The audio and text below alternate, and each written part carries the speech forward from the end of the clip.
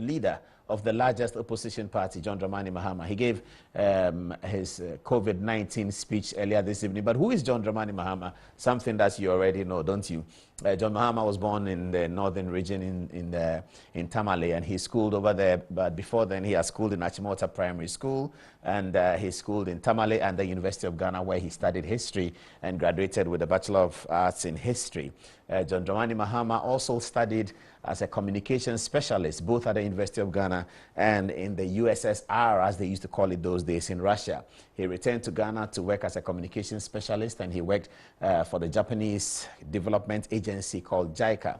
Soon thereafter, he was plugged into politics, the profession of his late father, E.A. Mahama, who was a minister in the First Republic. John Mahama began his political career as a deputy minister, first as a member of parliament for Bole Bamboy in 1997, and later as a deputy minister of, where else could it be but communication. Later on, due to his affability towards the opposition and the media, John Mahama was promoted from deputy minister to minister of communication by Flight Lieutenant Rawlins. In the year 2000, when he was in his first term in parliament, when he had completed his first term in parliament, I should say, the NDC lost the election, and John Mahama became the communications spokesperson for the party. In parliament, he became the ranking member of Foreign Affairs. In 2004, the NDC was defeated again under Professor Mills, but John Mahama remained in parliament, and he won another parliamentary term in 2005. In 2008, he became the vice president nominee for Professor J.E.A. Mills's campaign, and that election was successful for the NDC. And so John Mahama became the vice president of the Republic of Ghana in 2009, in January 2009. He held on as vice president of Ghana in January 2009 until the 24th of July, the year 2012, where the unfortunate matter occurred. For the first time in the history of the country, the sitting president, Professor J.E.A. Mills, passed, unfortunately, on a Tuesday afternoon, 24th of July 2012. And on the same day, by the constitutional mandate, John Mahama, the vice president, was sworn in by the Lord Chief Justice as the president of Ghana. Later on, in the same year, John Mahama contested elections as the NDC's flag bearer and delightfully won the elections of December 2012 in a straight first-round victory, and was sworn in on his own accord for his own term in January 2013. From January 2013, John Mahama ruled Ghana as president until January 2017. But before then, there was an election of December 2016. Unfortunately, in that election, John Mahama tasted the heaviest defeat as far as the Fourth Republic is concerned, losing to an opposition candidate in a very massive way, and recording what will be the lowest percentage of the NDC campaign since the 1992 Fourth Republican Constitution. John Mahama was once again elected as the NDC's flag bearer for the next election, which is 2020, sometime in 2018. President Mahama, as he will now be known, because his former president was won the elections massively and became the NDC's flag bearer. Today, he is the NDC's flag bearer, leader of the NDC, and leader of the largest opposition group. And our first stop tonight on Good Evening Ghana is to give viewers the opportunity to assess what John Mahama has just been saying. Over the last few weeks, he has begun his Facebook live broadcast and focused on COVID-19 and the government's responses. Before then, he had set up his own committee to advise him on COVID-19, and today he announced another important committee to be led by Dr. Adom-Otchere, one of the men in competition to be his running mate as the leader of a small group that will be looking at how Ghana will recover from the economically from the ravages of COVID-19. Adom-Otchere is himself a former finance minister and a lawyer by profession, but had a lot of experience at the Ministry of Finance as the longest-serving finance minister for 13 years. Later on, he worked at the University of Harvard. So Kwesi is an experienced person in that regard. This is the summary that our team put together just now. They sent it to me right now. And they say to me from this summary that John Mahama began by admonishing Ghanaians to follow the WHO protocols on prevention of COVID-19, i.e. wash your hands, etc., etc. That's how John Mahama began this evening. And then he made the following remarks. He said that Ghana, this is very categorical. John Mahama said this evening, he says that at this stage, I'm sure by some calculation, by some scientific calculation, Ghana can be said to have passed the stage of containment with COVID-19 because of the extent of what they call community spread. Okay, so the experts will deal with that. I don't know, but the experts will deal with that. And if you're an expert and you can phone us, you can also tell us what you think. He said also that he has received reports.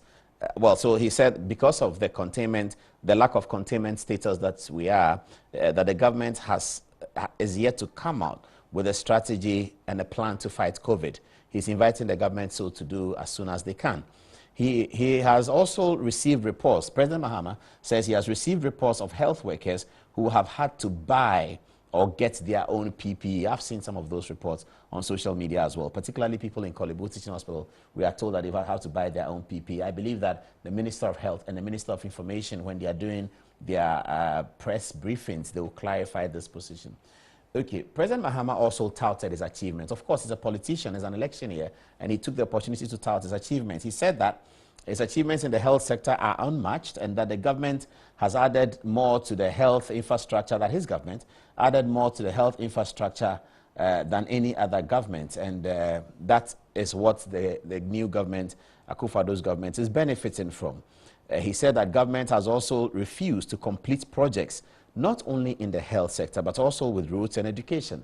President Mahama said government has refused to complete projects in health and education. President Mahama also said that it has taken COVID-19 for the government to put to use, still on health infrastructure. He said it has taken COVID-19 for the government to put to use some of the health facilities that were built under his tenure. He cites especially the University of Ghana Medical Center, which he says only a portion is being used, whereas it's a 650-bed capacity hospital. President Mahama is concerned that even with the University of Ghana hospital that the government is using, they are actually using just a little bit of it because the entire hospital contains a 650-bed capacity.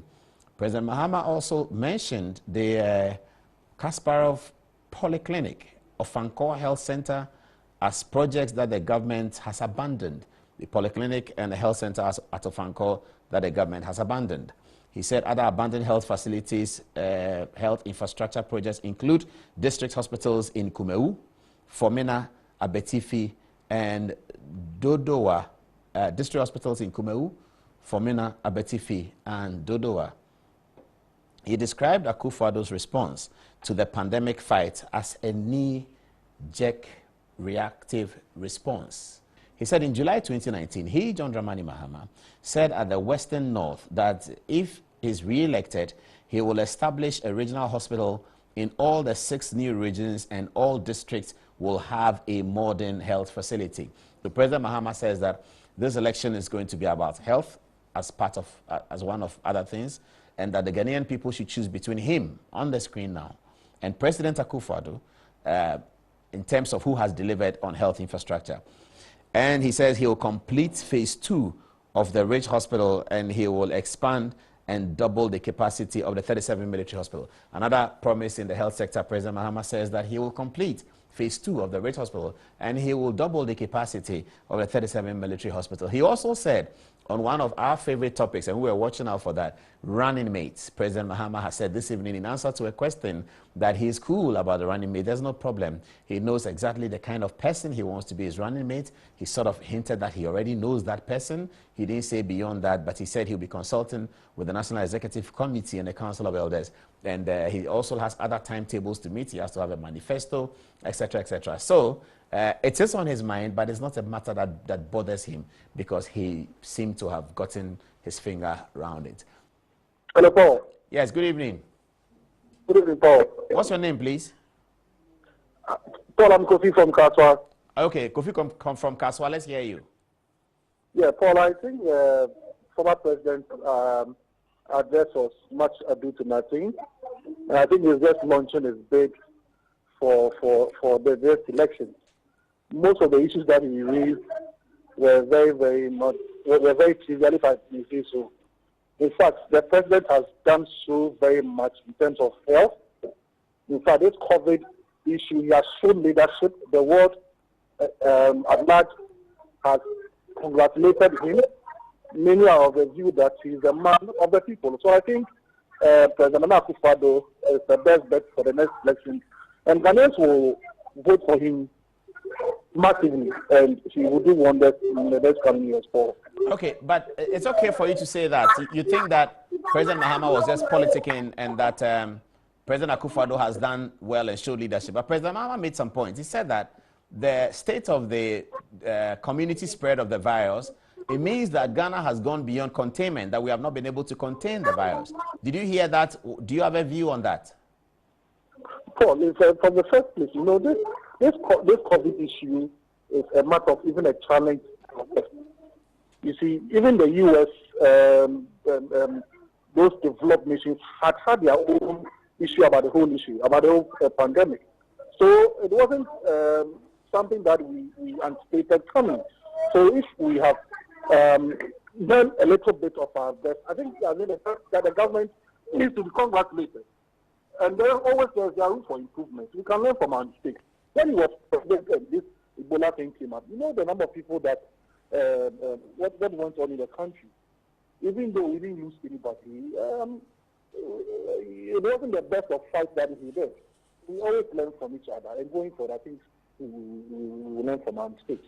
Okay, no, to answer the question directly, do you think that we have gone beyond the containment or not? I don't think so. Paul. You think that we are still within containment? Yeah, I think so, Paul. I think so. I am not, unfortunately, I am not too much into this science thing, this science thing. And I'm not an expert in that field, but the little what I've been hearing, I don't think we are going to before. Okay, you say you are not a scientist, but from what you know, you think that we are within containment. Thank you very much. Thank you very much for your call. I have another caller on the line. Hello? Yeah, good evening, Paul. Yeah, good evening. Yes. I think the former president is only engaging himself in unnecessary politics, and it is so obvious. And we want and Nana Akufo-Addo has done so far in handling this COVID-19, all the measures he's put in place to make sure that this disease doesn't get out of hands. So I don't know why then would take this period, these difficult times, and do this unnecessary politics. You listen to him, and he's not giving out any positive alternatives, any potential alternatives that we can rely on. So I think he's not helping at all. Okay, I think your point is well made. You're making the point of the first caller, and you said President Mahama is politicking. Let's try and get a few more people on the phone. Hello. Hello, Paul. Good evening. Good evening. What's your name? Where are you calling from? My name is Abolo Michael from Alaju. Let's hear you, Michael. I believe the former president have done well and have done justice to his question and the way he addressed the nation. Paul, let's be honest to ourselves. The president is doing well, but he's not doing good because some of us know after the lockdown, we can testify that the pace from 1,042 now is 2007-6. It tells you that now we are just observing some protocol, washing hands, and the money that we have been contributed into the fund, the president is not telling us anything about that. Last Monday, the president met with a Council of States, and the chairman, the chief told him that if not for anything, he should make sure to provide nose masks for all Ghanaians. Up to now, the president is not saying anything. But former President John Mahama did well by informing us on his time what the gang 6 rules. Talk about Adom-Otchere to Pokwase and Sawam to Shirin. He did well, but till now that road is supposed to be draft current road. So we beg the president that these 6 or 8 months ahead of him, he should do another side of the road from Isawam to Soho, because that road is supposed to be grass carriage road. Paul, what is it? Did we lose him? Okay. I think he's gone. We have time to take, as I said, a few more calls. We do have somebody on the phone. Hello? Yes, hello? Yes, good evening. Good evening. My name is Jibril. I'm calling from New York, USA. You're calling from New York? Yes. New York in the United States? That's correct. I'm from Kettle constituency, but I'm calling from New York. Okay, tell us what you think. I think the former president, did justice to the topic at hand regarding health and infrastructure. My take from his delivery, the part that impressed me most, has to do with him, being a human being and admitting that he could have done certain things better during his first term, and he has learned a lot of lessons, and that with that hindsight, he could do better when he gets a chance. Let's face the fact, without the president's investment in the health infrastructure, in the health industry in Ghana, Ghana would be in a very dire situation right now following the emergence of this pandemic.